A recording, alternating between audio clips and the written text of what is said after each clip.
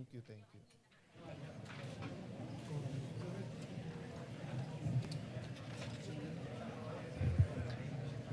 The 65th session of the Senate in the first regular session of the 20th Congress is hereby called to order.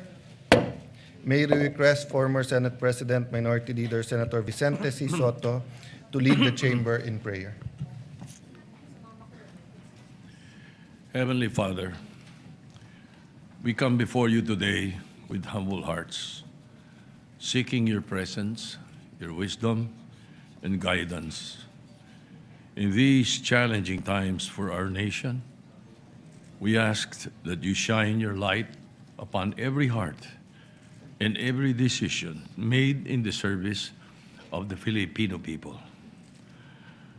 Lord, we pray for integrity to prevail over dishonesty, for humility to overcome pride, and for truth to silence deception. May those entrusted with leadership walk in righteousness, accountability, and genuine concern for the common good. Grant us the courage to do what is right, even when it is difficult. And dear God, give us wisdom to choose what is just over what is convenient. Protect our institutions and our nation from the influence of evil, corruption, greed, division, and selfish ambition. Father God, guard every mind and heart against temptation and guide all public servants to become instruments of peace, fairness, and compassion.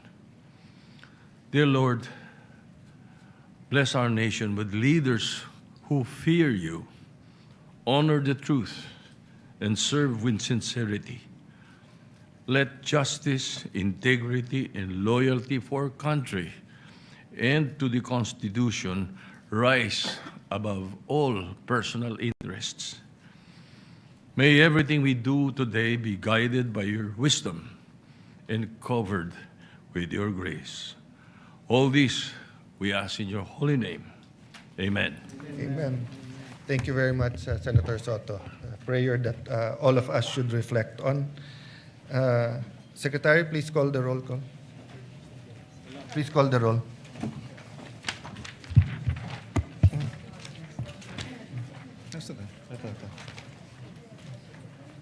Roll call of members. The Honorable Senator Aquino, Senator Cayetano Pia, Senator De La Rosa, Senator Ejercito, Senator Escudero, Senator Estrada, Senator Gatchalian, Senator Go, Senator Ontiveros, Senator Lacson, Senator Lapid, Senator Ligarda, Senator Marcoleta, Senator Marcos, Senator Padilla, Senator Pangilinan, Senator Soto, Senator Tulfo Erwin, Senator Tulfo Rafi, Senator Villanueva, Senator Villar Camille, Senator Villar Mark, Senator Zubiri, Senate President Cayetano Alan is present. With 22 senators present, the chair declares the presence of a quorum. Mr. President. Leader. Thank you. Mr. President, before we proceed, may I just be allowed to respectfully acknowledge some guests from the gallery. We have guests of our Senate President, Alan Peter Cayetano, Mayor Sammy Co of Pagadian City, who's here with us, guests of Senator Mig Zubiri, may kababayan, the pride of Bulacan, Mr. Juanito Torres, a well-known artist from the great town of Pulilan, Bulacan. He's also with us. Guests of this representation, Mr. President, Councilor Jervy Cruz of Nampicuan, Nueva Ecija. He was the UAAP men's basketball most valuable player, Mr. President, from the UST Growling Tigers. We welcome all of them in this August chamber, Yes. Mr. President. Thank you for being with us today. Majority Leader. Thank you, Mr. President. At this juncture, I move that we dispense with the reading of the journal of the 64th session, May 18, 2026, and consider the same as approved. Any objection? Hearing none, the motion is approved. Mr. President, I move that we proceed with the reference of business. Is there any objection? There being none, the motion is approved. The Secretary will now read the items in the reference of business. Bills on first reading. Senate Bill number 2126, an act establishing the National Measurement Institute of the Philippines and appropriating funds therefore by Senator Lapid.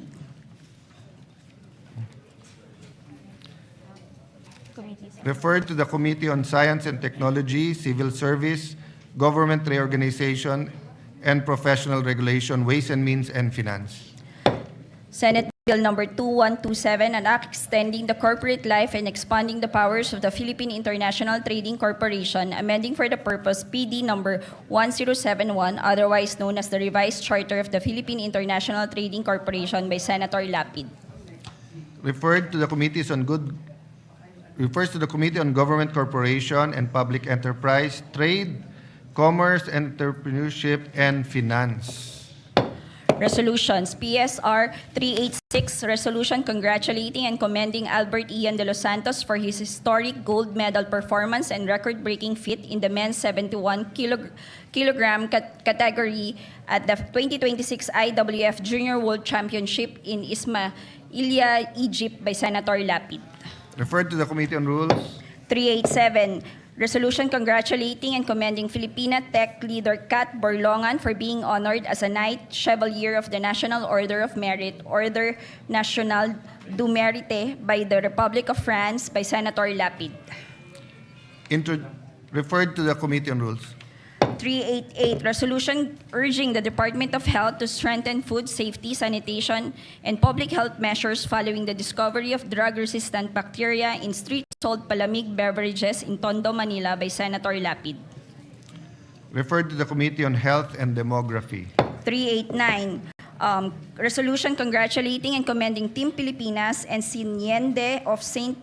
Pedro Poveda College for winning the gold medal in the Open Hip Hop Division of the 2026 International All-Star Federation Dance Worlds Championship held in Orlando, Florida by Senator Lapid. Referred to the Committee on Rules. 390, resolution urging the Land Transportation Office to conduct a comprehensive study on the implementation of programs promoting the use of reflective and high-visibility gears during nighttime to enhance road safety and prevent accidents nationwide by Senator Lapid. Referred to the Committee on Public Services. 391, resolution congratulating and commending Regine Velasquez Alcacid for being named as the first ever Woman of the Year by Billboard Philippines by Senator Lapid. Referred to the Committee on Rules. Committee reports. Committee report number 63 submitted by the Committee on Local Government on House Bill number 7554 introduced by Representatives Fresnedi and Miraflores, an act declaring December 19 of every year as a special non-working holiday in the city of Muntinlupa to be known as Muntinlupa Foundation Day, amending for the purpose RA number 9191, otherwise known as an act declaring the first day of March of every year as a special non-working holiday in the city of Muntinlupa to be known as the Muntinlupa City Charter Day, recommending its approval without amendment. Sponsor, Senator Estrada. To the calendar for ordinary business. Committee report number 64, submitted by the Committee on Local Government on House Bill number 7555, introduced by Representatives Tolentino and Miraflores, an act declaring September 6 of every year as a special non-working holiday in the municipality of Mendez Nunez, province of Cavite, to commemorate its founding anniversary, recommending its approval without amendment. Sponsor, Senator Estrada.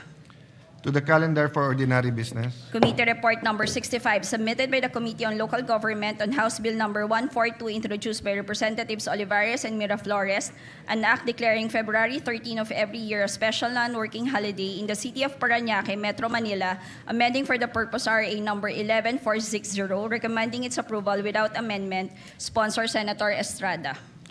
To the calendar for ordinary business. Committee Report Number 66, submitted by the Committee on Local Government on House Bill Number 761, introduced by Representatives Matugas and Miraflores, an act declaring January 16 of every year a special non-working holiday in the municipality of Dapa, province of Surigao del Norte, in celebration of the feast of its patron saint, the Holy Santo Niño, recommending its approval without amendment, sponsor Senator Estrada. To the calendar for ordinary business. Committee Report Number 67, submitted by the Committee on Local Government on House Bill Number 762, introduced by Representatives Chan and Miraflores, an act declaring June 17 of every year a special non-working holiday in the city of Lapu-Lapu, province of Cebu, in commemoration of its charter anniversary, recommending its approval without amendment, sponsor Senator Estrada. To the calendar for ordinary business. Committee Report Number 68, submitted by the Committee on Local Government on House Bill 1510, introduced by Representatives Yap E. et al., an act declaring July 15 of every year a special non-working holiday in the whole Cordillera Administrative Region in commemoration of its founding anniversary, to be known as Cordillera Day, recommending its approval without amendment, sponsor Senator Estrada.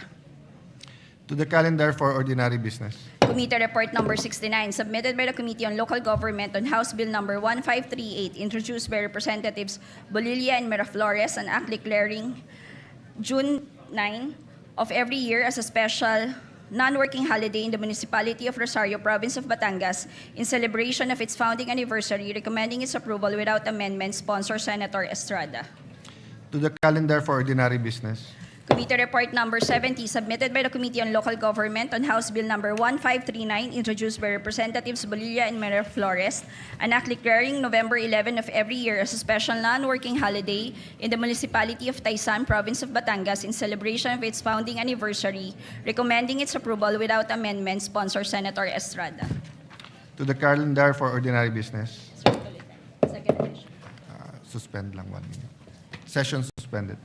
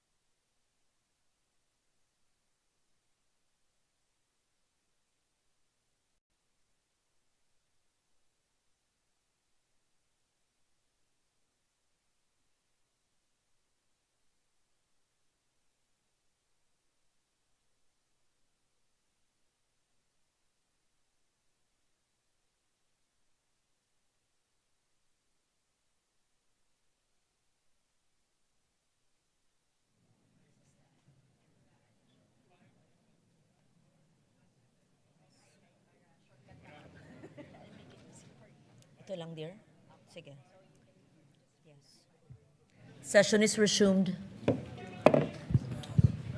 Madam President, at this juncture, may we proceed with the additional reference of business? Please proceed. Additional reference of business. Message from the House of Representatives. Letter from the House of Representatives informing the Senate that on May 5, 2026, it passed the following House bills in which it requests the concurrence of the Senate. House Bill number 8466, an act instituting the National Land Use Policy, providing the implementing mechanisms, creating for the purpose the National Land Use Commission, and appropriating funds therefore. Referred to the Committees on Sustainable Development, Goals, Innovation, Futures Thinking, and Finance. 8647, an act strengthening and expanding the Pantawid Pamilyang Pilipino program, amending Republic Act number 11310, otherwise known as the Pantawid Pamilyang Pilipino Program Act. Referred to the Committees on Social Justice, Welfare, and Rural Development, and Finance. 7704, an act expanding the prohibited acts of discrimination against women on account of sex, amending for the purpose PD number 442, otherwise known as the Labor Code of the Philippines, as amended. Referred to the Committees on Labor, Employment, Human Resources, Development, Women, Children, Family Relations, and Gender Equality. 8461, an act granting the Katigbak Enterprise, San Pablo City Incorporated, a franchise to construct, install, establish, operate, and maintain radio and television stations in the Philippines. Referred to the Committee on Public Services. 755, an act establishing a district office of the Land Transportation Office in the city of Sagay, Negros Occidental. 2623, converting the Extension Office of the Land Transportation Office in Zamboanga City, Special Economic Zone, and Freeport into a district office and appropriating funds therefore. 3279, establishing a regular district office of the Land Transportation Office in the municipality of Viga, province of Catanduanes, and appropriating funds therefore.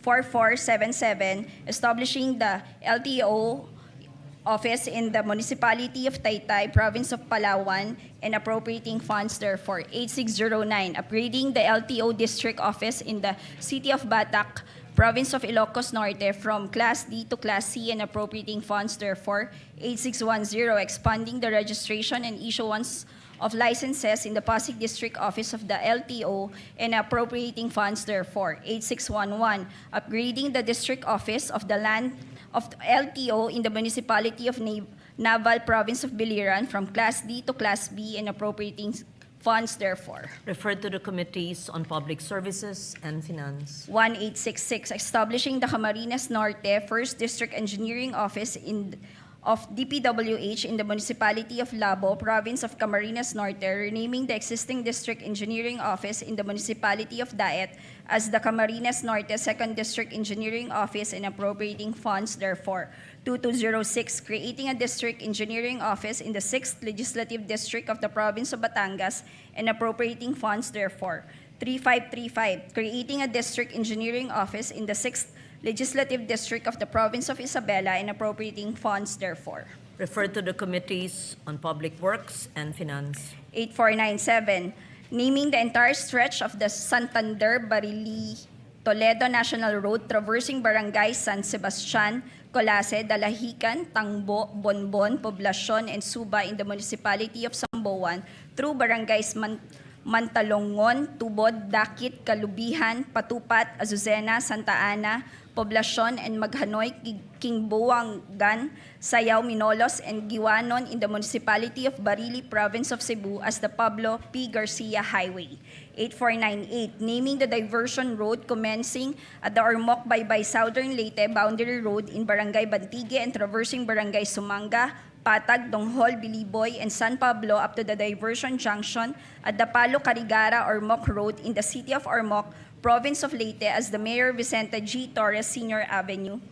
8499, naming the road from Barangay West Junction of Hermosilla Drive through Barangay North Rizal Extension Road up to Barangay Donghol, Donghol Lake, Imelda Road, which is also referred to by the Department of Public Works and Highways as the Ormoc Lake Imelda National Tertiary Road in the city of Ormoc, province of Leyte as the Judge Benjamin Pongo Sr. Avenue. Referred to the Committee on Public Works. 8496, renaming the Tawi-Tawi Regional Agricultural College as the Tawi-Tawi State College, expanding its curricular offerings and strengthening its governing board. Referred to the Committee on Higher Technical and Vocational Education. 8577, converting the Balikcuatro College of Arts and Trades in the Municipality of Allen, Province of Northern Samar into a polytechnic institution to be known as the Northern Samar Polytechnic Institute and appropriating funds therefore. 8578, establishing a polytechnic institution in the Municipality of Mutyong, Province of Samar to be known as the Mutyong Polytechnic Institute and appropriating funds therefore. 8579, converting the Cagayan de Oro School of Arts and Trades in the City of Cagayan de Oro into a polytechnic institution to be known as the Cagayan de Oro Polytechnic Institute and appropriating funds therefore. 8580, converting the Northern Mindanao School of Fisheries in the Municipality of Buenavista, Province of Agusan del Norte into a polytechnic institution to be known as the Northern Mindanao Polytechnic Institute and appropriating funds therefore. 8581, an act establishing a polytechnic institution in the Municipality of Pulangi, Province of Albay to be known as the Pulangi Polytechnic Institute and appropriating funds therefore. 8582, converting the Dipolog School of Fisheries in the City of Dipolog, Province of Zamboanga del Norte into a polytechnic institution to be known as the Zamboanga del Norte Polytechnic Institute of Fisheries and appropriating funds therefore. 8583, converting the Agusan del Sur School of Arts and Trades in the Municipality of Prosperidad, Province of Agusan del Sur into a polytechnic institution to be known as the Agusan del Sur Polytechnic Institute and appropriating funds therefore. 8584, converting the Sorsogon National Agricultural School in the Municipality of Castilla, Province of Sorsogon into a polytechnic institution to be known as the Sorsogon Polytechnic Institute and appropriating funds therefore. 8612, establishing a polytechnic institution in the Municipality of Santa Maria, Province of Bulacan to be known as the Santa Maria Polytechnic Institute and appropriating funds therefore. Referred to the Committees on Higher Technical and Vocational Education and Finance. 8626, establishing a College of Medicine in the Eastern Samar State University in the City of Borongan, Province of Eastern Samar, and appropriating funds therefore. 8627, converting the South Cotabato State College in the Municipality of Sorala, Province of South Cotabato into a state university to be known as the South Cotabato State Universities and appropriating funds therefore. Referred to the Committees on Higher Technical and Vocational Education, Ways and Means, and Finance. 839, an act declaring Can Umantad Falls located in Barangay Kadapdapan, Municipality of Kandihay, Province of Bohol, an ecotourism site. 842, declaring Kankoka Hills located in Barangay Cambane, Municipality of Kandihay, Province of Bohol, an ecotourism destination. 901, declaring Mabanog Falls located in Barangay Darapuway, Municipality of Bansalan, Province of Davao del Sur, an ecotourism site. And 1005, declaring the Congressman Edelmiro A. Amante Sr. Mapaso Resort and Adventure Nature Park located in the Municipality of Santiago, Province of Agusan del Sur, an ecotourism zone. Referred to the Committees on Tourism, Environment, Natural Resources, and Climate Change and Finance. 1663, establishing the Battle of the Sibuyan Sea Memorial Shrine in the Municipality of Jocan, Province of Romblon, and declaring it a tourism destination. Referred to the Committees on Tourism and Finance. 1664, declaring the Binukot Beach area located in Barangay Bunsuran, Municipality of Ferrol, Province of Romblon, an ecotourism destination. Referred to the Committees on Tourism, Environment and Natural Resources, and Climate Change and Finance. 1665, declaring the Kolong Beach located in the Municipality of Corcuera, Province of Romblon, a tourism destination. And 1666, declaring the Municipality of San Jose, popularly known as Isla de Carabao, Province of Romblon, a tourism destination. Referred to the Committees on Tourism and Finance. 1667, declaring the Looc Bay area located in the Municipality of Looc, Province of Romblon, an ecotourism destination. Referred to the Committees on Tourism, Environment, Natural Resources, and Climate Change and Finance. 1668, declaring the Payayasog Beach located in Barangay Mangansagag, Municipality of Corcuera, Province of Romblon, a tourism destination. 1669, declaring the ruins of Cota de San Jose located in the Municipality of Corcuera, Province of Romblon, a tourism site. 1672, declaring the Siki It Elepante Rock Formation located in the coast of Barangay Labnig, Municipality of Corcuera, Province of Romblon, a tourism site. referred to the Committees on Tourism and Finance. 2928, declaring the municipality of San Fernando, province of Romblon, a tourism development area. 8562, declaring the municipality of Columbio, province of Sultan Kudarat, as tourism development area. 8563, declaring Bangal Caves, located in the municipality of Ragay, province of Camarines Sur, as ecotourism destination. Referred to the Committees on Tourism, Environment, Natural Resources, and Climate Change and Finance. 8564, declaring Barangay Managa in Sitio Balutakay, municipality of Bansalan, province of Davao del Sur, as a farm tourism destination. Referred to the Committees on Tourism and Finance. 8565, declaring the Pasig Islet, located in Barangay Bato, municipality of Santa Cruz, province of Davao del Sur, as an ecotourism site. 8566, declaring Barangay Kapatagan in the city of Digos, province of Davao del Sur, as tourism destination. 8568, declaring the Bakhawan Eco Park, located in Barangay New Buswang, municipality of Calibo, province of Aklan, as an ecotourism zone. Referred to the Committees on Tourism, Environment, Natural Resources, and Climate Change and Finance. 8569, declaring the immediate environs of the National Shrine of Padre Pio, commonly known as Padre Pio Shrine, located in Barangay San Pedro, City of Santo Tomas, province of Batangas, as a tourism destination. 8570, declaring the municipality of Barlic in Mountain Province as a tourism development area. Referred to the Committees on Tourism and Finance. 8571, declaring the Palani Beach, located in the municipality of Balod, province of Masbate, as an ecotourism destination. 8572, declaring the Bien Unido Double Barrier Reef and its immediate underwater environs of Bien Unido, province of Bohol, as a tourism destination. 8573, declaring Ulot River in the municipality of Paranas, province of Samar, an ecotourism destination. 8574, declaring Sitio Pulacan of San Fernando Barangay, City of Talisay, Negros Occidental, as an ecotourism zone. 8575, declaring the Agusan Marsh, located in the municipalities of Talocogon, San Francisco, Rosario, Bunawan, Loreto, La Paz, and Veruela, all in the province of Agusan del Sur, as an ecotourism zone. Referred to the Committees on Tourism, Environment, Natural Resources, and Climate Change and Finance. 8621, upgrading the Kalinga Provincial Hospital in the city of Tabo, province of Kalinga, into a Level 3 regional hospital to be known as the Northern Cordillera Regional Medical Center, and appropriating funds therefore. 8622, establishing in the city of Valencia, province of Bukidnon, a multi-specialty hospital and research center to be known as the Bukidnon Farmers Research and Medical Center, and appropriating funds therefore.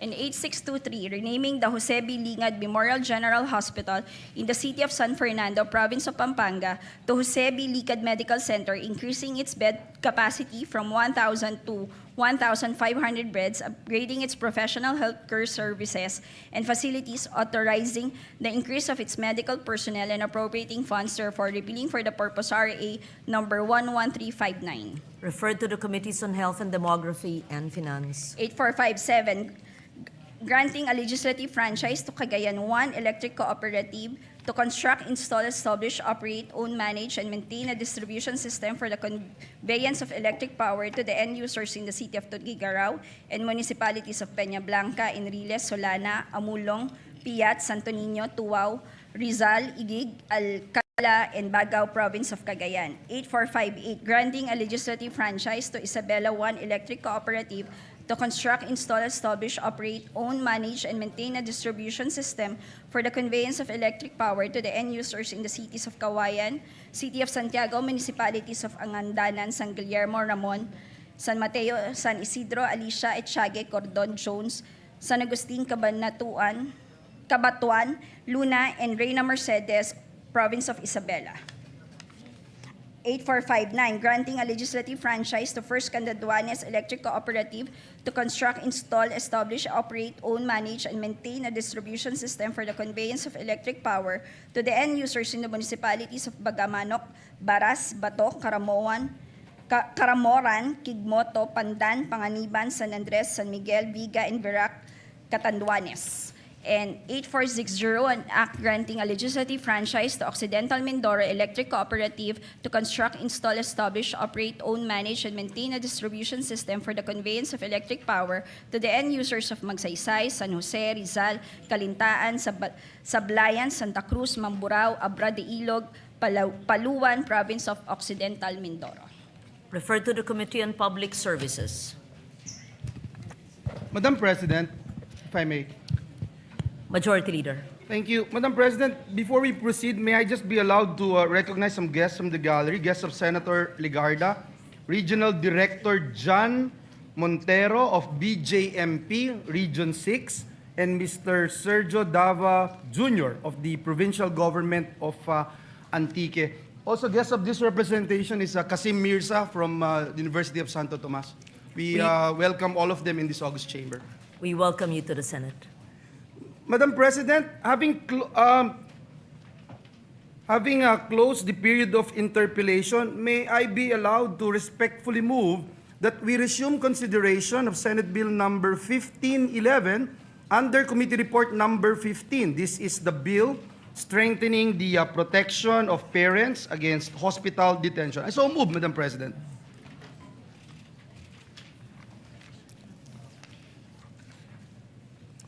Which bill is that?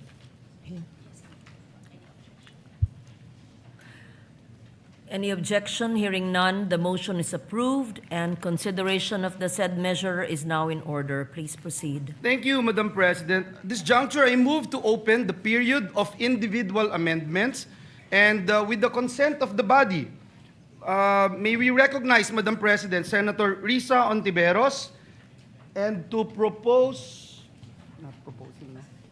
Oh, the chair, the sponsor of the measure, Senator Risa Ontiveros, to propose amendments, Madam President. I so move. We recognize Senator Risa Ontiveros for the period. Is this committee amendments? This is individual amendment, Madam President. Individual amendments? Yes. But Senator Ontiveros is a sponsor. Yes, Madam President. Please proceed. Thank you, Madam President. Madam President, I thank Senators Sherwin Gatchalian, Joel Villanueva, and Robin Padilla for their proposed amendments, enhancing the provisions of Senate Bill 1511, or the Enhanced Anti-Hospital Detention Act. Page 1 amendment from Senator Gatchalian. On page 1, line 12, after the conjunction or, delete the word carers and replace with the word caregivers. I so move, Madam President. No objections? It's adopted. Thank you, Madam President.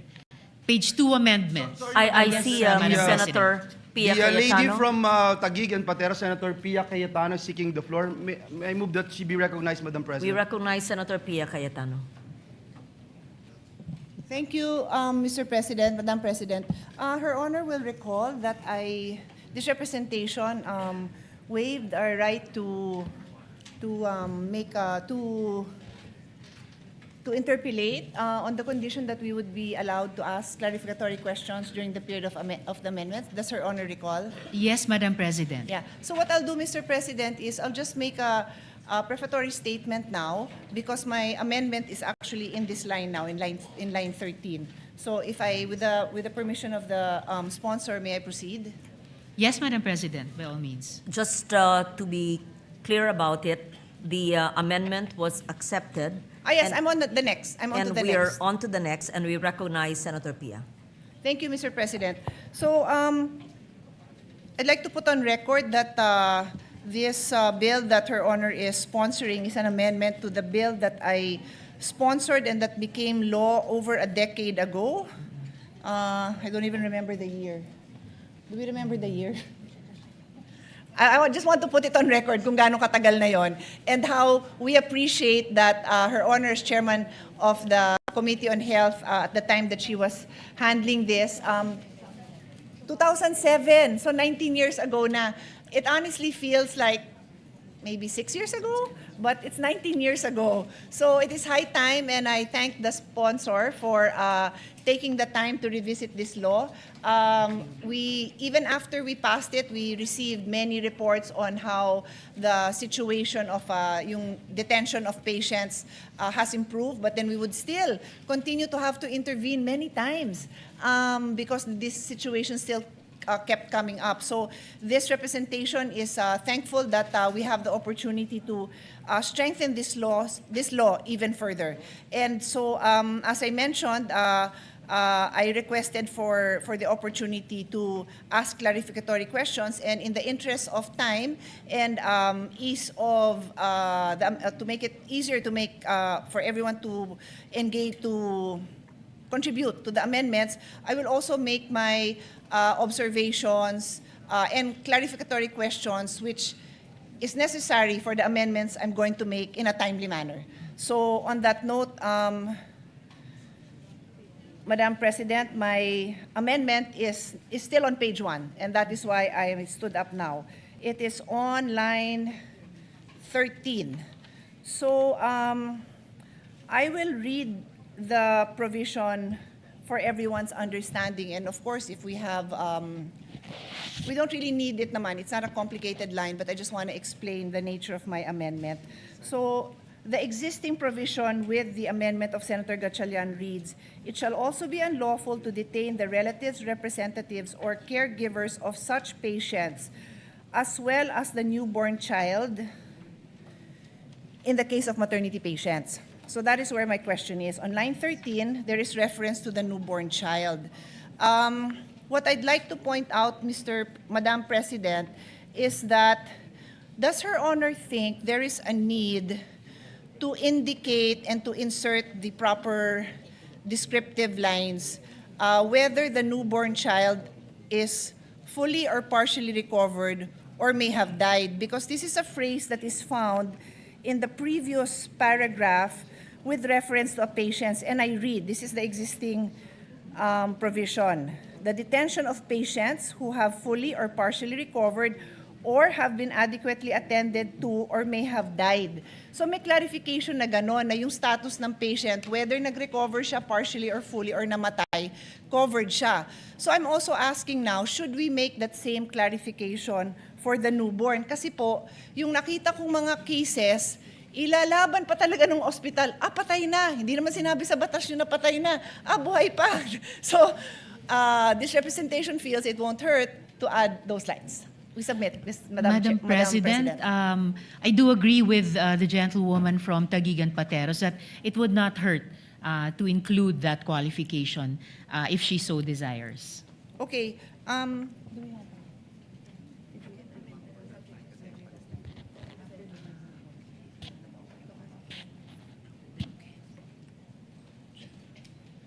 Then we will make the amendment, Madam President. I can get back to Her Honor. It's a very simple line naman, so let me just propose it. We can proceed so we don't delay, and then I'll get back to this line. Yes, Simple Madam lang President. naman. It will I'll be, ask my Legi staff as well to formulate Yes, of course. this.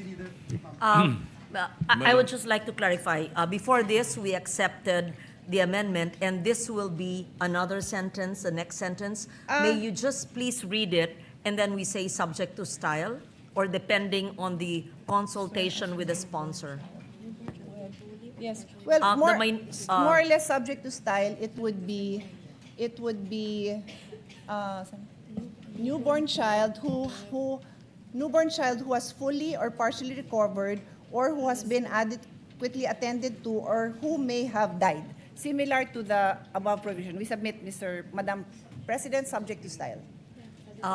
If the sponsor so agrees, then the amendment you're supposed to accept it if you would agree. Just to add, Unless Madam there's any President, to objection. my earlier acceptance, although this second paragraph of Section 1 is originally supposed to refer to that nefarious practice of palit ulo, but as I mentioned, it would not hurt if the gentlewoman so desires to add that qualification of whether having fully or partially recovered and having been adequately attended to or may have died to the phrase newborn child, Madam President. It is therefore accepted by the sponsor. It is accepted, Madam Subject to President. I just style. made of record that the original focus of this paragraph was that palit ulo practice. That is clear. But just to be clear, the focus doesn't change. This amendment instructs, strengthens that whether buhay po or patay na po, covered, hindi nila pwedeng, it strengthens the right That of is understood. the mother to, Yes. to be able to bring home her child. Yes, Madam Yes. President. And we recognize a minority leader, Senator Soto. I will concur with the subject to style, but just as a reminder, editorial amendment, I don't think there is a use for the Article 2 between us and D. Yeah, that's what, yes. Yes, we noted that, Madam President, I would have included that. My staff was already pointing it out to me, but since I said subject to style, di ko na po sinama. But thank you, Mr. Minority Floor Leader, dahil yun din po ang nakita natin. Thank you for that. We thank the minority leader for that. We proceed, Madam Sponsor. Yeah, yes, Madam President. Thank you. On moving now to page 2 amendments. First from Senator Gatchalian. On page 2, line 12. Madam President, Yes, I have Madam an President. interior amendment. Mine, Madam President, is on line 6. And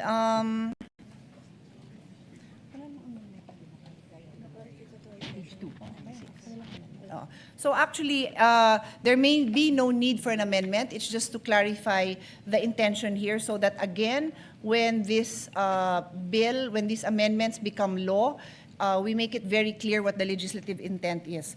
So I'd like to read this into the record so that our colleagues who are following along with us can follow the discussion. No? This paragraph is about the patient who expresses a desire to be admitted to a non-private room and yet naipasok siya sa private room. So, explain ko lang po ang concern ko. No? So, I'll read that paragraph first. The amendment of the sponsor states, patients who stayed in private rooms shall not be covered by this act. So, ibig sabihin, hindi ka pwede mag-avail ng itong anti-detention kung nasa private room ka. Unless the said patient, notwithstanding one's expressed desire to be admitted to a non-private room, was admitted to a private room for the following reasons. A, no non-private room is available in the hospital, medical city, etc.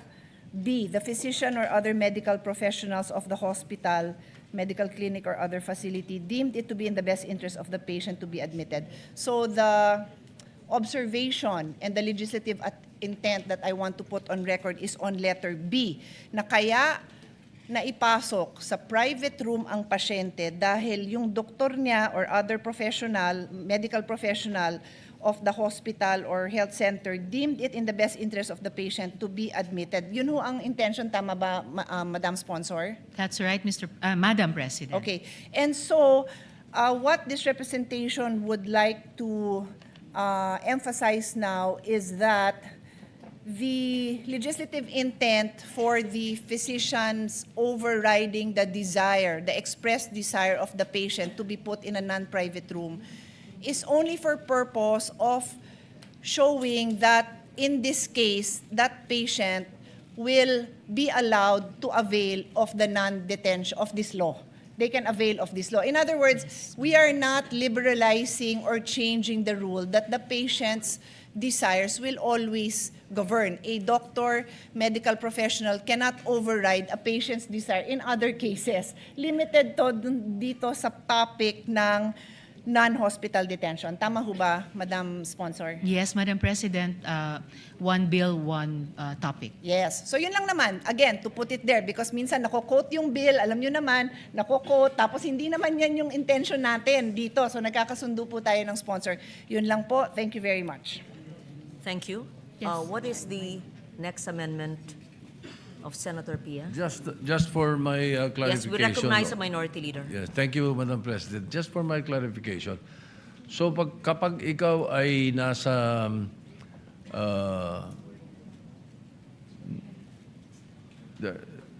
in a private room, You know, you're in a private room. The law does not apply to you? This law does not apply to you? Is that it?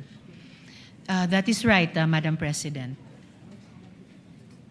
So Kung nasa non-private room ka, ano babayaran mo ron? Di ba wala ka naman talagang babayaran doon? Sa private room kami babayaran eh. it's actually the So case. why are we Sorry, exempting Minority Leader. them? It's actually the case po, Madam President, good Minority Leader, that even patients po na na-admit halimbawa sa mga ward, sa mga basic accommodation, kahit sila po ay nag-a-accrue po ng out-of-pocket expenses. Yes, I agree. Madam So, kaya hindi pa pwede this law is very important for them. Ano, gusto nga natin to. And it's a variation of the original law by Senator Pia Cayetano. But then again, ang understanding ko in the language is kapag ikaw ay sa private room, they can detain you pag hindi ka makabayad. The intent, Madam President, is that in the contexts and under the conditions specified in this bill at dinagdagan po natin from the original law, may recourse po yung pasyente under this law. It is not to say na kung recourse. iba pa po ang circumstansya niya, wala na siyang ibang remedies under the law, but it may be other laws. Ito po, specific to those. What sa recourse itinuro. kaya would that be? For example, we have a patient in a private room, may cirrhosis of the liver, and then sabi ng mga doktor, wala na pag-asa ito. Iuwi nyo na lang. Hindi maiuwi, walang pambayad. Hindi papayagan ng ospital. They do not fall in the category of this law. Or this bill, I'm sorry. Unfortunately, Madam President, in the case of that patient, yung medical decision po ng attending physician niya ang magpe-prevail. Well, The answer, if Her Honor will allow. Certainly, Madam Yeah, President. at May the least, sponsor, yes. Thank you. At Senator least Pia. during the time that we sponsored the original bill, iba lang yung requirements ng private hospital. They have the liberty to, nagpapauwi naman yan sila, and we really don't support any detention under any condition. But because they chose a private room, minsan ang mahal din talaga ng rooms na pinipili nila, may iba silang kondisyon. So they may be requiring promissory note, guarantor, ang daming requirements bago nila palabasin. In this case, very specific yung rule na no detention. And then later on in other provision, there are also requirements pa rin to produce something. But that is what the law is dictating. Hanggang dito lang ang pwede nyong i-require. Pag private na, then the hospitals can make other requirements, Mr. President, to secure the payment that for payment for the services that were rendered, Mr. President. Yun yung naalala po natin dun sa bill when we worked on it before. Thank you. Additionally, I hope Madam it President, clarifies. po maiiwasan yung sitwasyon na binababalaan ni Minority Leader dahil kahit sa mga private hospitals, by law, kailangan nilang i-provide 10% ng mga kwarto nila under ward or basic accommodations terms to the patients, Madam President. well, just for the record, so that when this bill becomes law, the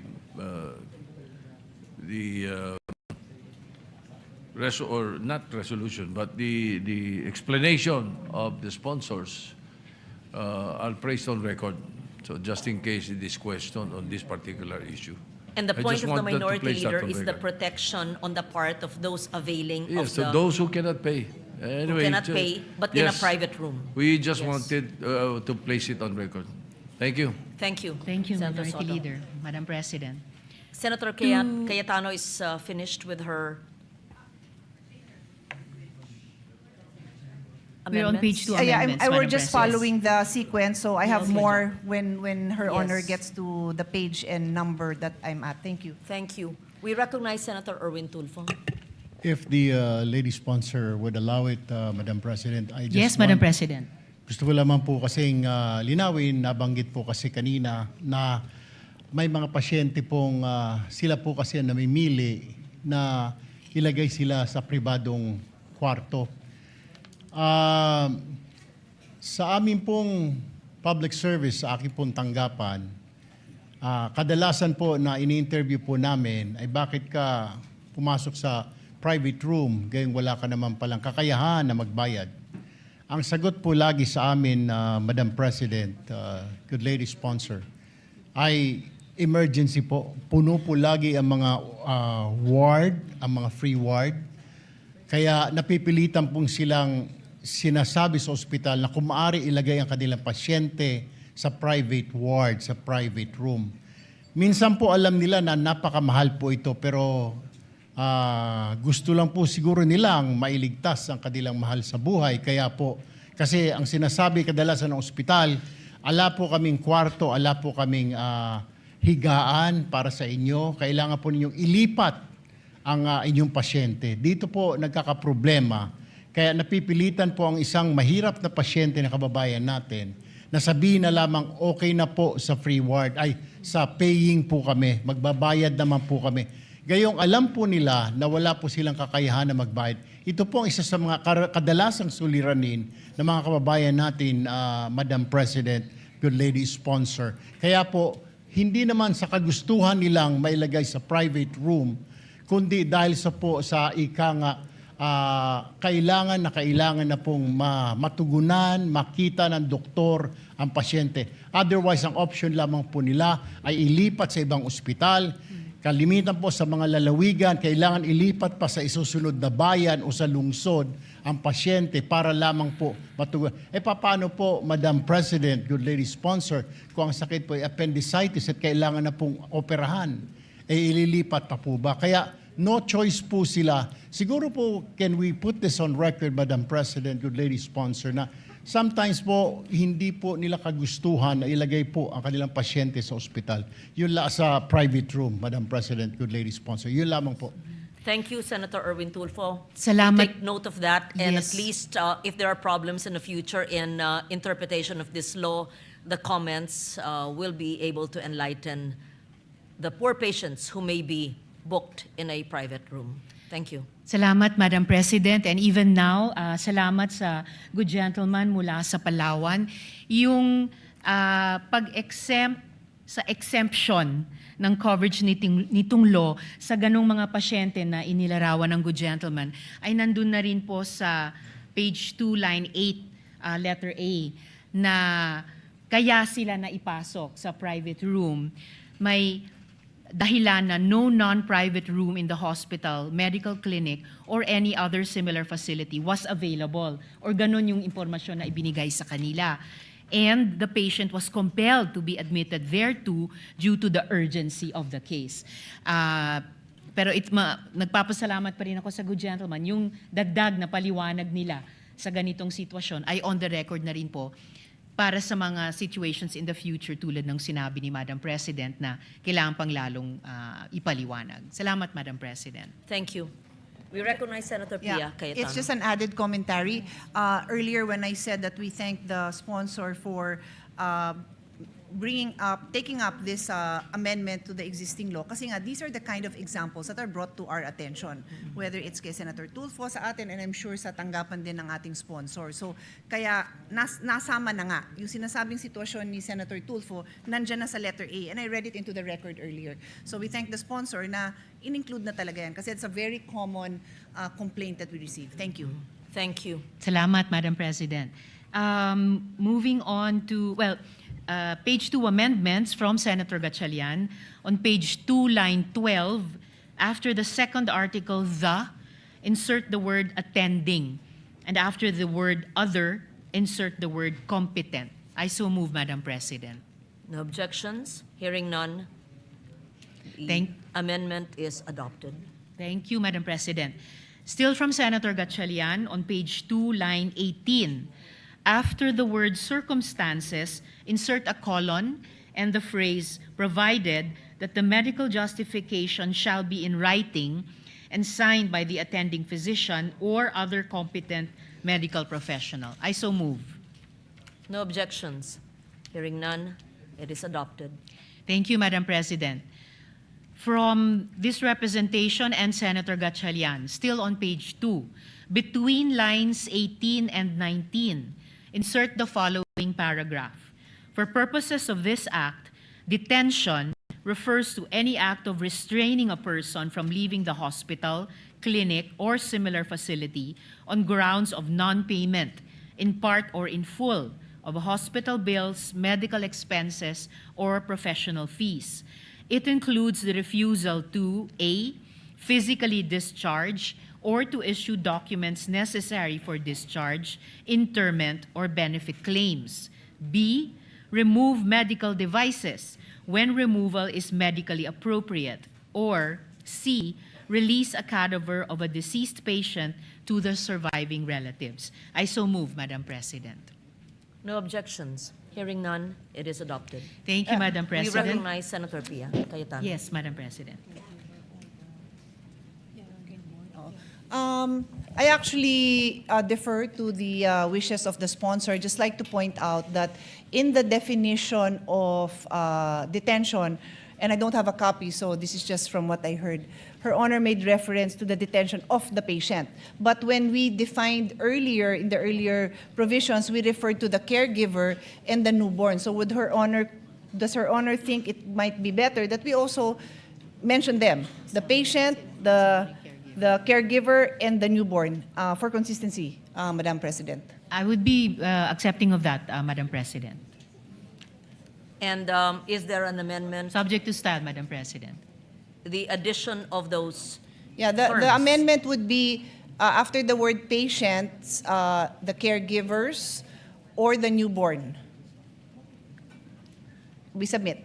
May we hear the whole sentence from the sponsor? As I understand it from the... Sorry. Yes, Madam President. The complete reference in the earlier paragraphs also make note of relatives and representatives in addition to caregivers. So I can write down the complete line if Her Honor wishes, or we can just add it. The intention is Yes, Madam not to President. limit it The to intention is not to limit it to patient, To the but to patient. include everyone else that Yes. was mentioned earlier, that if they cannot detain those persons. the caregiver and The newborn relatives baby. and or representatives. Yes. That is the intention. So we'll include that same enumeration in this provision. I don't have a copy, I'm sorry, so I can't make reference to which line because I don't have a copy of the amendment. Yes. Again, Madam President, I accept subject to style. Thank you, Senator Cayetano. Thank you, Madam Sponsor. Thank you, Madam President. And just for the record, Madam President, the proposed amendments clarify and strengthen the definition of detention by expanding coverage beyond physical restraint to include indirect or administrative acts that prevent or delay lawful discharge or release. The revisions also broaden the scope of covered facilities expressly, and here this speaks to the concern of the gentle lady from Taguig and Pateros, expressly include caregivers and deceased patients, and clarify prohibited acts such as withholding discharge documents, delaying cadaver release, or refusing medically authorized device removal. These changes close interpretative loopholes, align the definition with actual detention practices, such as palit-ulo, and strengthen patient protection consistent with the intention of RA 9439. Moving on, Madam President. Sorry. Yes, Madam Yeah. President. Again, this issue is so close to my heart, so I'm just randomly thinking of other situations. Did Her Honor, or for that matter, any of our colleagues, come across situations where yung gamit nung pasyente hindi nire-release? Kasi tinatanong ko yung staff ko ngayon, parang meron ding ganon. So baka we should consider that even the belongings, because it could, imagine now that people bring their laptop, yung mga long staying doon, baka may dala pang, di naman refrigerator, pero baka may dalang, pwede may nagpapasok ng refrigerator now that I remember. So would Her Honor consider that, na they cannot also hold Personal belongings. the belongings, yeah. Certainly, Madam President, lalo na kung personal belongings naman talaga yun ng pasyente or pamilya or carer niya, dinala nila for the confinement, certainly they should not be, kumbaga, withheld from them kapag uuwi na, Madam President. So actually, sabi nga po ng staff ko, medyo maraming report na kinukuha yung cellphone. So I will draft an amendment and then balikan na lang po natin. I will submit the language in a while. Yes, thank you for that. We take note of that. Thank gentlewoman. you. Thank you, Madam President. Oo. Yes, Madam We President. recognize Senator Erwin Tulfo. Majority Leader. Thank you, Madam President. Good lady sponsor. Nais ko lamang pong idagdag sana kung wala pa po dito, ay nabanggit po kasi ni Senadora Pia na yung mga laptop at cellphone. May mga nangyari na rin po na kukunin na lamang po ng tatay o ng asawa yung pasyente sa ospital at wala pong pambayad, pinapaiwan po yung kanyang hanap buhay. Tricycle o jeepney, minsan po ay wala pong mga cellphone. Ang pinapaiwan po ay tinatanong, may traktor ka ba? Hand traktor. No choice po kundi gagawin po ng pasyente, ng asawa o ng tatay, iiwan po ang kanyang pangkabuhayan. Jeepney, tricycle driver, tricycle, traktor, hand traktor, Madam President, good lady sponsor. So, just in case kung wala pa po, baka pwede isama na ho natin na wag naman na hanap buhay po yun eh. May lalabas niya nga po yung kanyang anak, asawa, subalit yung kanyang pangkabuhayan naman po ay mawawala.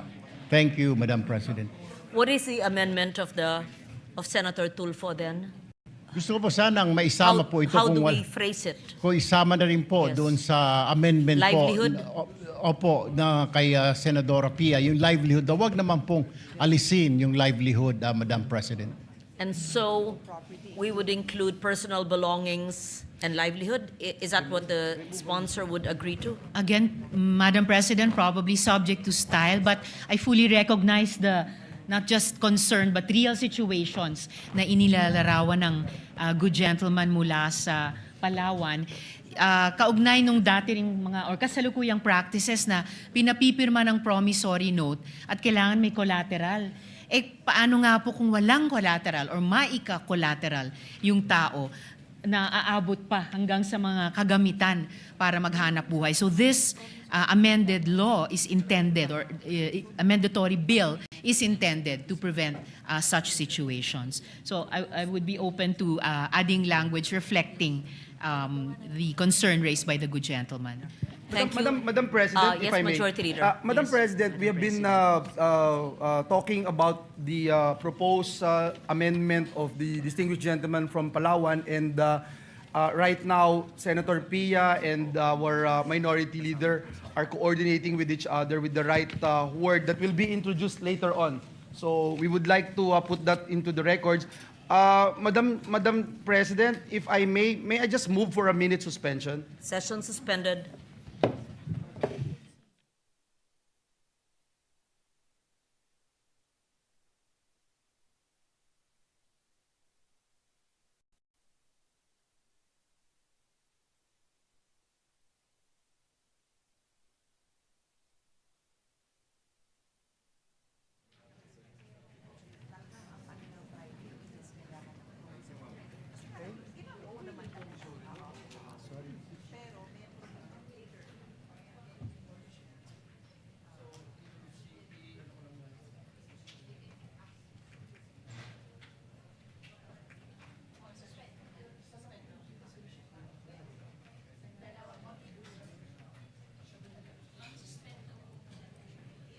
Okay. Kaninong sponsorship? Where is the ano? Boss, dalawa ba?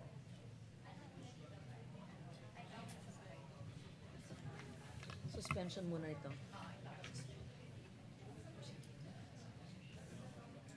So, calendar for ordinary business.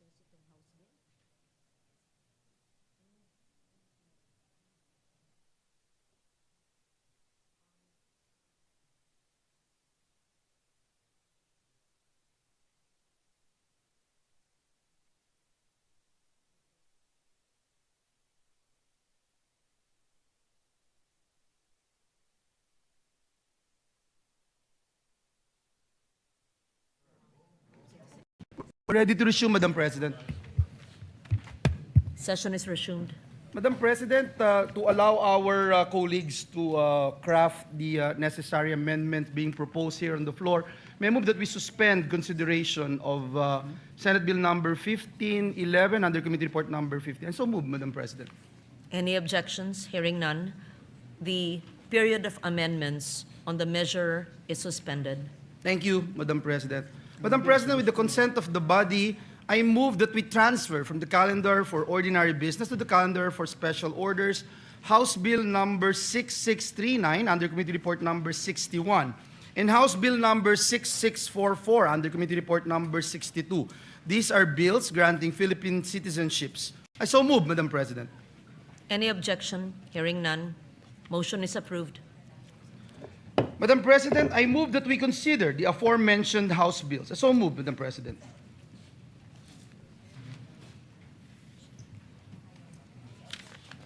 Any objection? Hearing none.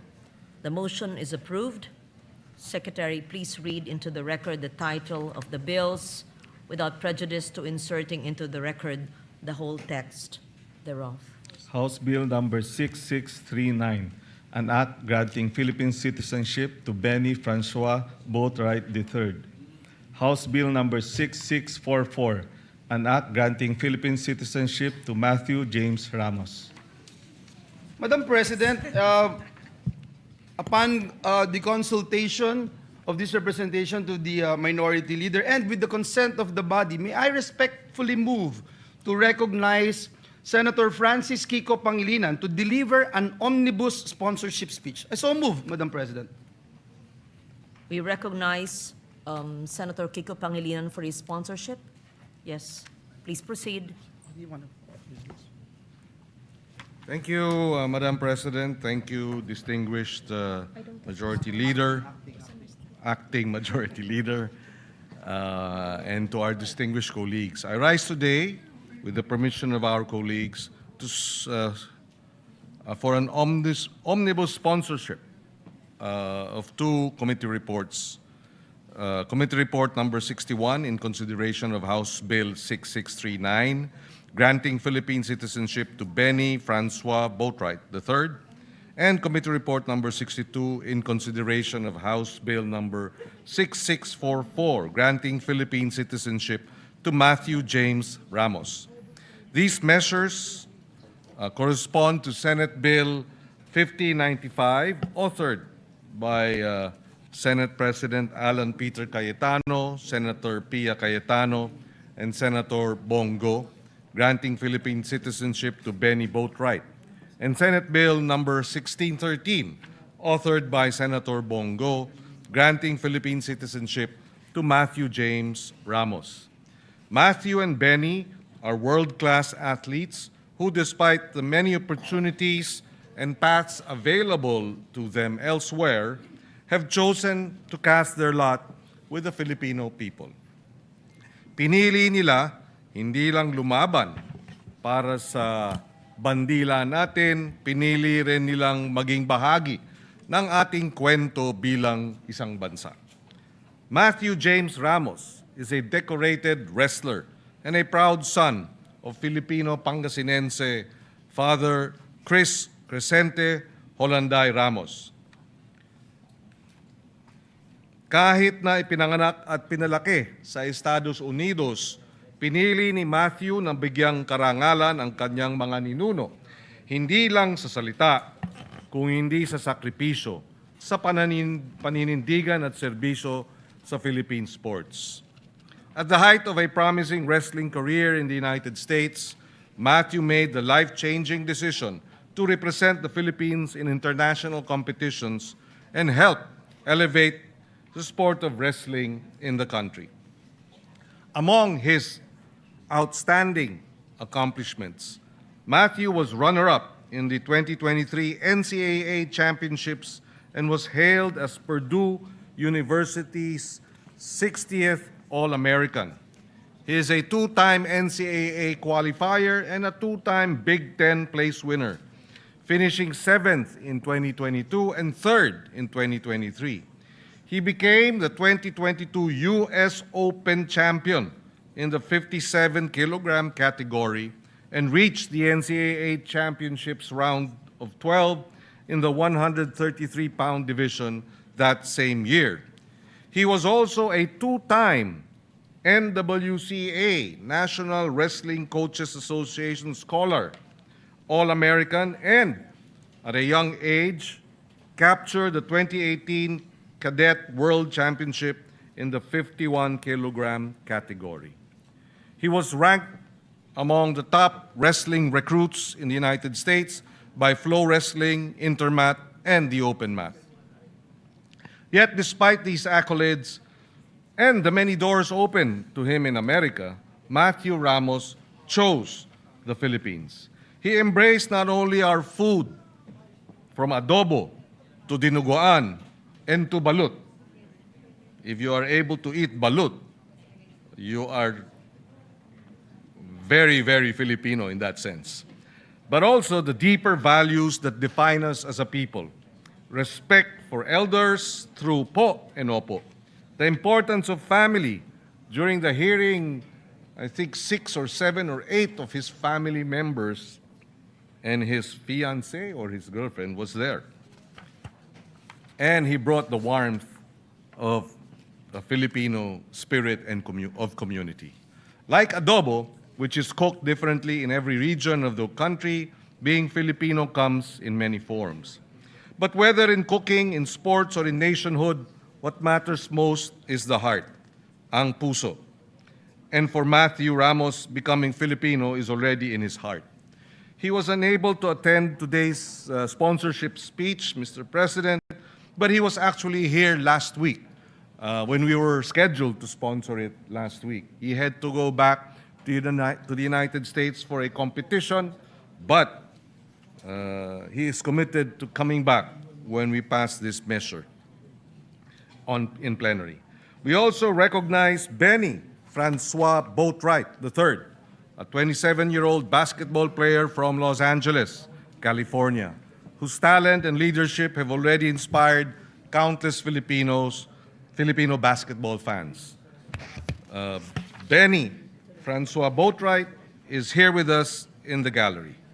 Standing at 6 feet 10 inches, Benny joined the San Miguel Beermen in December 2023 as the team's import for the PBA Commissioner's Cup. He played a crucial role in leading the Beermen to the championship, delivering 19 points, 13 rebounds, 8 assists in the title-clinching Game 6. But beyond his athletic ability, Benny understands something deeply familiar to Filipinos, that basketball is never about one person alone. It is about trust, sacrifice, and teamwork.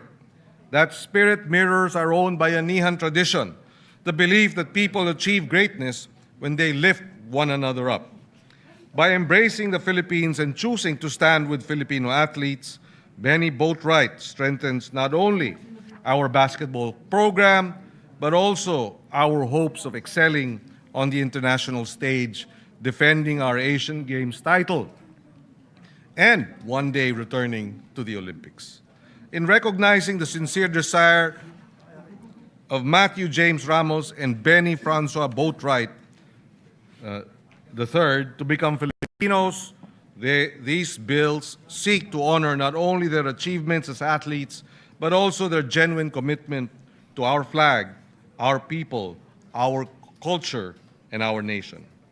For citizenship is not defined solely by jus soli, meaning right by birthplace, or jus sanguinis, meaning right by blood. As people have moved since the beginning of time, citizenship is also defined by the right by choice. Citizenship is also defined by choosing to carry the Philippine flag with pride and honor before the world.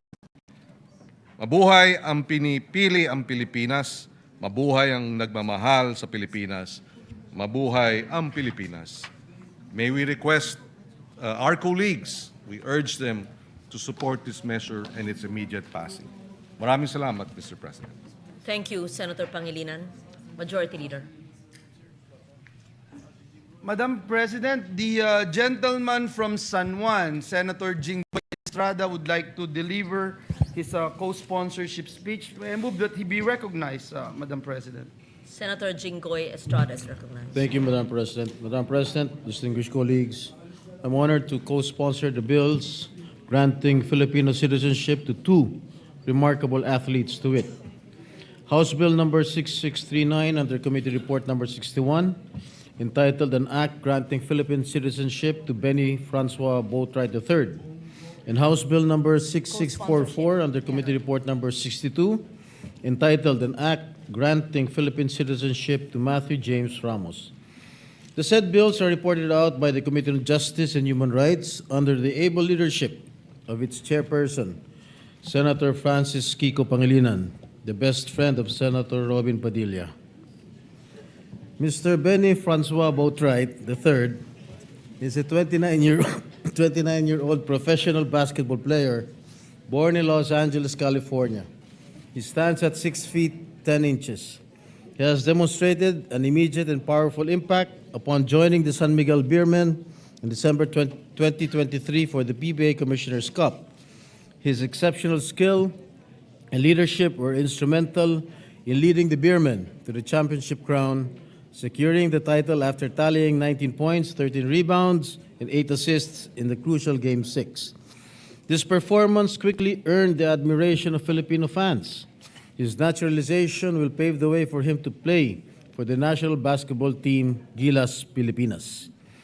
His bid for naturalization is supported by the Samahang Basketball ng Pilipinas Executive Director Erica D. and Gilas team manager Alfrancis Chua.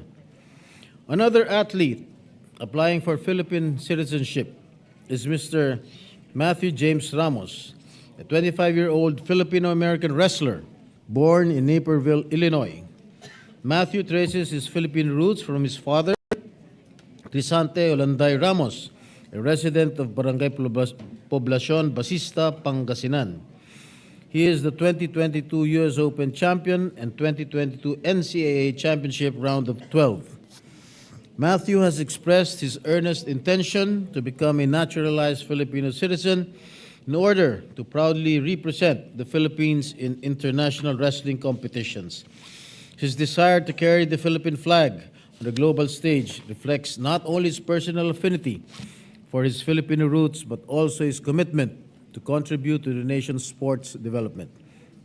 Granting Filipino citizenship to Benny Boatwright and James Matthew Ramos serves as a recognition of their dedication, exemplary talent, and earnest desire to represent the Philippines in international competitions.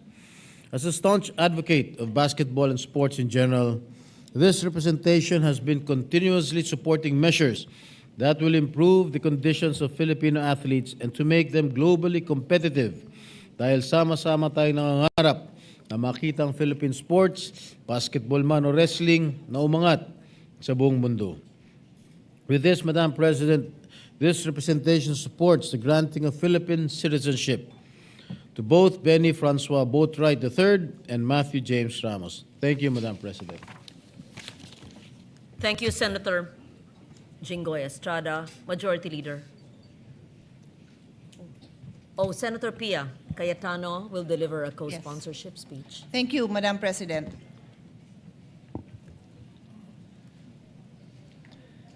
Madam President, I rise to co-sponsor House Bill number 6639 under Committee Report number 61, granting Philippine citizenship to Benny Francois Boatwright III, and House Bill number 6644 under Committee Report number 62, granting Philippine citizenship to Matthew James Ramos. For Benny Francois Boatwright, as the primary author of Senate Bill number 1595, the Samahang Basketball ng Pilipinas, SBP, requested this representation to file this bill as it is a crucial step toward further strengthening our national basketball program. Since joining the San Miguel Beermen in December 2023, Boatwright has proven to be more than just a talented player. His impact and presence on the court was deeply felt by Filipino fans. He has demonstrated that what it truly means to contribute to Philippine sports, with excellence, consistency, and a heart that has clearly found a home here. In fact, Boatwright's connection to our people predates his professional career. Growing up, he was surrounded by our community and culture and had many Filipino friends. This natural bond with our heritage is exactly why he has integrated so seamlessly into our local basketball scene. Since first arriving in 2023, Boatwright has consistently chosen to return to the Philippines, not merely as a place of work, but as a community with which he has formed a genuine and lasting bond.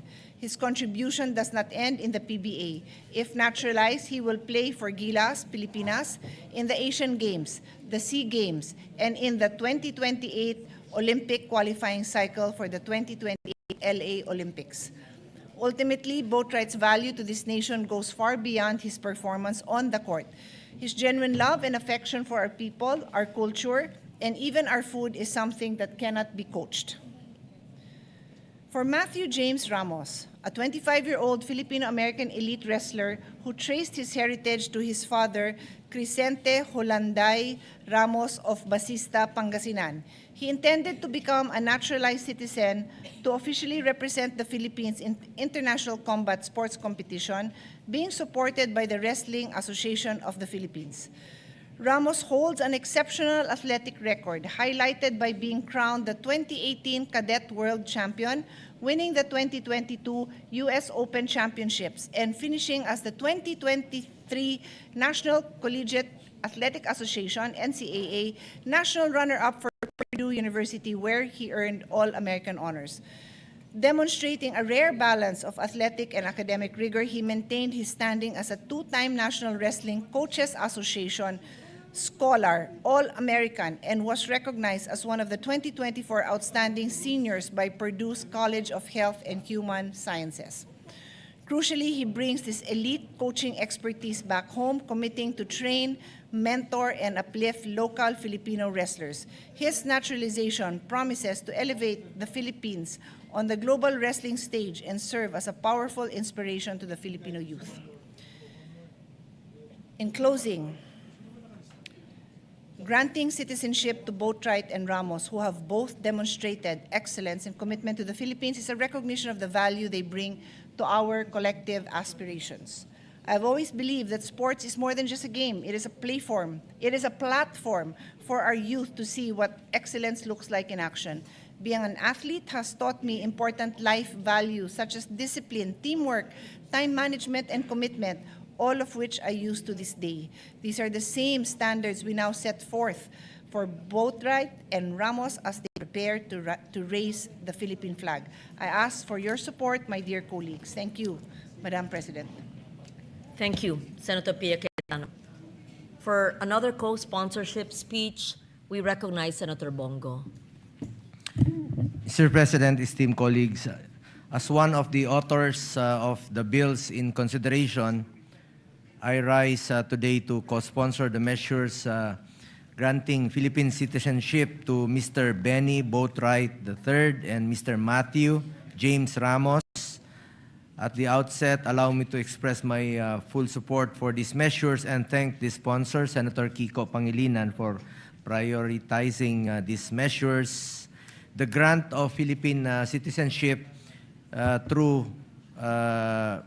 is a power recognized under our Constitution and exercised by Congress in favor of individuals who have shown not only merit and competence, but also a sincere commitment to serve the Filipino nation. Citizenship is more than a legal status. It is a bond of loyalty, responsibility, and shared purpose. In the case of these two athletes, we see individuals who are willing to carry our flag, represent our people, and contribute to the continuing development of Philippine sports. Mr. Benny Boatwright has already made a strong mark in Philippine basketball. Napapanood niyo po siya sa PBA, sa ongoing PBA, no? Kaya lang na eliminated yata sila just last Saturday or Sunday. But anyway, since joining the San Miguel Beermen in 2023 PBA Commissioner's Cup, he has shown exceptional talent, professionalism, and leadership on the court. His contribution helped the team capture the championship, and his performance proved that he can be a valuable addition to the future of Philippine basketball. As a potential naturalized player for Gilas Pilipinas, yun po ang pinaka kulang ngayon natin, no? Since yung mainstay natin sa Gilas Pilipinas na naturalized player na si Justin Brownlee ay hindi na rin po bumabata. Kailangan natin ng batang naturalized player. Mr. Boatwright brings size, skill, discipline, and experience that can strengthen our national team in international competitions. Pareho sila ni Brownlee. May mga 3 points shooting rin po ito. Magaling sa 3 points. His possible inclusion will not only improve our competitiveness, but will also contribute to our long-standing dream of seeing the Philippines stand proudly among the best basketball nations in the world. Lalong-lalo na po ngayon na napanalunan po natin ang first ever gold since 1962. After 63 years tayo nanalo muli sa Asian Games nung 2023 Asian Games. And we are now the defending champion. Paalala ko lang po kay Mr. Boatwright, as you take on this role, just a reminder to you, you are expected to maintain your health and fitness at all times. Be always fit. Being part of the national team is not just an opportunity, it is a responsibility that calls for dedication, sacrifice, and excellence. Always bear in mind your duty to support and elevate the team, guided by discipline in everything you do, both on and off the field. You must consistently keep yourself in peak condition, prepared to perform and compete at the highest level. Always eat Filipino food. Try to eat bulad also, my favorite. Likewise, we also recognize Mr. Matthew James Ramos, a Filipino-American wrestler whose Filipino roots trace back to Pangasinan through his father. Ito talaga, nanggaling po ito sa Pangasinan at pride natin ito. Mr. Ramos has clearly expressed his desire to become a Filipino citizen and to represent the Philippines in international wrestling competitions. This desire is not only merely symbolic, it reflects his respect for his Filipino heritage, his connection to our people, and his willingness to bring honor to the country through his chosen sport. Napakaganda po yung kanyang naging desisyon na muli na to represent the Philippines. With athletes like Mr. Ramos, we have an opportunity to further develop the sport, which will open more doors for Filipino wrestlers and raise our standing in regional and international tournaments. Mr. President, as chairperson of the Committee on Sport, I believe that our duty is not only to support athletes who already bring honor to the country, but also to strengthen the systems and opportunities that will allow Philippine sports to grow. The naturalization of Mr. Boatwright and Mr. Ramos forms part of this broader effort. It allows us to build stronger national teams, expand our national talent pool, and inspire young Filipinos to dream bigger, train harder, and believe that they too can represent the country with pride and excellence. These measures are not simply about granting citizenship to two deserving individuals. They are also about investing in Philippine sports and recognizing those who are ready to serve and honor the Filipino flag. Thank you po, Mr. President. Thank you po, Madam President. Thank you very much, Senator Bongo. Majority Leader. Madam President, to allow our colleagues to further study the measure, I move that we suspend consideration of the aforementioned bills. I so move, Madam President. Any objection? Hearing none.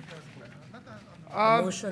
Senator Mig Zubiri, our former Senate President, is seeking the floor. I move that he be recognized, Madam President. Recognize Senator Mig Subiri. Thank you, Madam Tita Ganda of the Senate.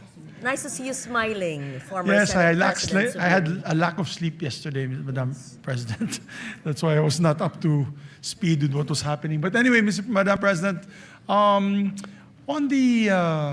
just wanted to raise not an issue. I am fully supportive of these two gentlemen that will be taking hopefully their oath as Filipino citizens. But one of them happens to be a son of a Filipino, Mr. Ramos, the wrestler. And I was talking to my colleagues, my dear friend Alvin Aguilar is here from the Wrestling NSA. We're together with the NSA. He's for wrestling and I'm for Arnis. And I was saying to Senator Kiko Pangilinan, that he was used to be the chairman of the Committee on Justice, that maybe we can make an amendment or we can have amendments to the dual citizenship law. Kasi kung automatic na dapat kung yung nanay mo o tatay mo ay Pilipino, bakit pang dadaan sa ganitong proseso? Dapat automatic. Under the old law that Senator Frank Drilon passed, apparently there was a timeline, like a cutoff date, that everybody who had who were older and like they're already adults that wanted to be Filipino citizens again or be dual citizens, there was a cutoff date. I think it's about time we revisit that law, Madam President, to our colleagues that are listening today, whoever will be the chairman of the Committee on Justice, and let us amend it. Let's just make it automatic. Because I was in Japan recently, I met a lot of OFWs who were not able to apply their online or their dual citizenship because of that cut-off date. I think, Madam Chair, it's a time that we revisit the law, and so as long as you can prove that your mother or your father is Filipino, automatic yung pagbigay po ng dual citizenship. We take Thank you. note of that, Thank you very and much. this representation would be happy to support a bill. I just asked now the Secretariat, there is no amendment to the dual citizenship law, and if they can help us draft an amendment to the dual citizenship, then perhaps Senator Subiri can be one of the principal authors of the measure. We'll do that. Thank you. Thank you, thank you. Majority Leader.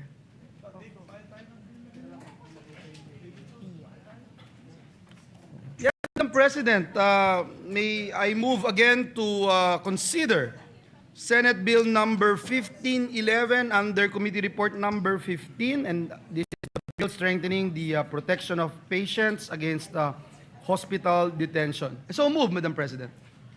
Have we, you've moved already for the... I did, Madam Yes, President. and the motion was approved. Yes, Yes. already approved that Now we we revert suspend back consideration. and Yes. recognize Senator Ontiveros, the sponsor of the measure. May we recognize again the Salamat We po, Madam recognize Senator President. Ontiveros.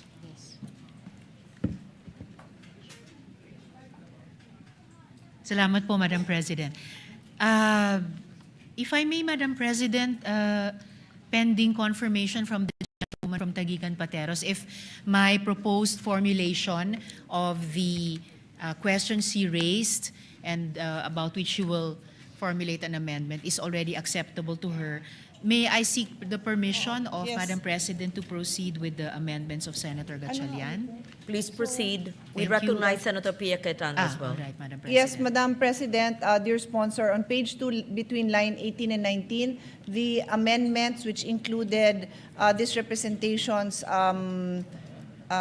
amendment to the amendment to include patient, relative, representative, caregiver, and new caregiver is accepted, except that some words are plural and some words are singular. So may Her Honor just choose, will we go with singular or plural? Thank you. So subject We to will style. go with Approved, plural, subject Madam to style. President, and subject to style, Madam President. So, thank you, Madam President.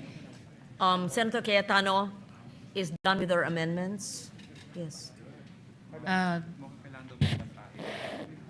All right. I will read the whole text, Madam President, as amended. Okay. So, if I may proceed, Madam President? We, session suspended. Yes, Madam President. Yes, minute suspension.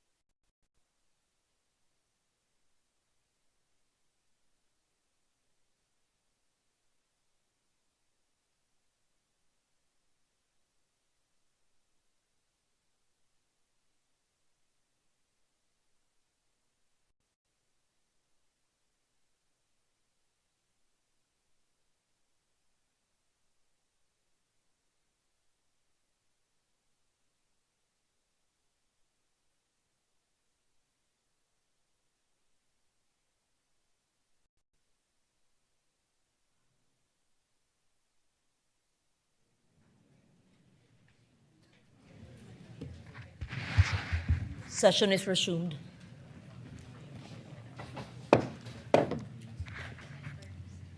We recognize once again the sponsor of the measure, Senator Risa Ontiveros.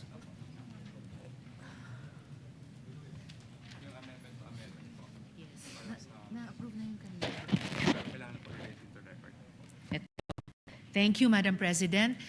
Just to read into the record the earlier discussed and approved amendment of the good gentle lady from Taguigan Pateros, that provision will now read on page 2, between lines 18 and 19, insert the following paragraph. For purposes of this act, detention refers to any act of restraining a person, whether a patient, relative, representative, caregiver, newborn, or deceased person, from leaving a hospital, clinic, or similar facility on the ground of non-payment, in whole or in part, of a hospital bills, medical expenses, or professional fees. It includes the refusal to A, physically discharge a patient or issue documents necessary for discharge, interment, or benefit claims. B, remove medical devices when such removal is medically appropriate. C, release personal belongings. And D, release the cadaver of a deceased patient to the surviving relatives. So for the record, Madam Chair. We therefore approve the Madam Chair. amendment just read by the sponsor. Thank you, Madam Chair. To proceed, still on page 2 from Senator Gatchalian. On page 2, line 30, after the word required, delete the preposition on and replace with preposition of. Further, on the same line, delete the word senior citizens and replace with the word patients. I so move. No objection? So Thank- approved. Thank you, Madam Chair. Madam President. Page 3 amendments now. Still from Senator Gatchalian. On page 3, line 2, after the word development, delete the colon and the phrase provided further that those patients who are partially recovered shall sign a waiver or undertaking that they are assuming the risk of the consequences for requesting for discharge despite having not fully recovered. I so move. No objection? Thank Amendment you, is approved. Madam President. We recognize Senator Yes, Madam Pia President. Cayetano. To repeat, the motion approved was to delete from colon and the following phrase up to the words having not fully recovered. Yes, that Yes, is Madam clearly Chair. understood. Yes, Sorry, Madam Chair. I would just like to see it in writing, just because I was conferring with my staff on my amendment on this same item, so I was not able to capture the actual amendment. It might be the same as mine, it might be different. I need time to just look at the actual amendment, Madam President. It is actually different, Madam President, and it's supposed to be the next amendment that I will read into the record, also from Senator Pia Cayetano. And I will yield the floor if the good gentle lady would prefer to read her amendment, Madam President. So I understand my amendment is different, but I do have a comment on this amendment. If Her Honor can just give me time, a minute suspension, please. All right. Session Yes, Madam suspended. President. Yes.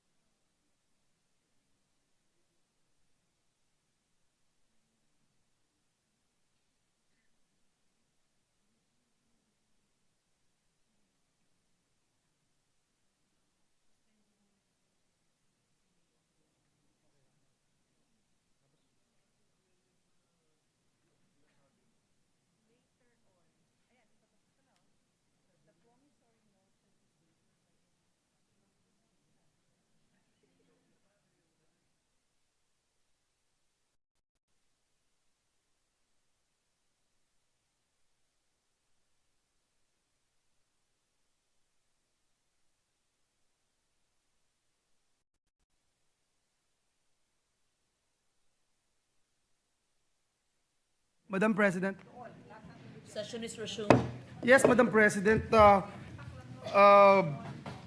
As agreed upon by our minority leader and the members present here today in this plenary, may I just respectfully move that we suspend consideration of Senate Bill number 1511 under Committee Report number 15 with the commitment that this will be tackled first as first item tomorrow, Madam President. I so move, Madam President. No objection? Hearing none, the consideration of the measure is hereby suspended until tomorrow. Thank you, Madam President.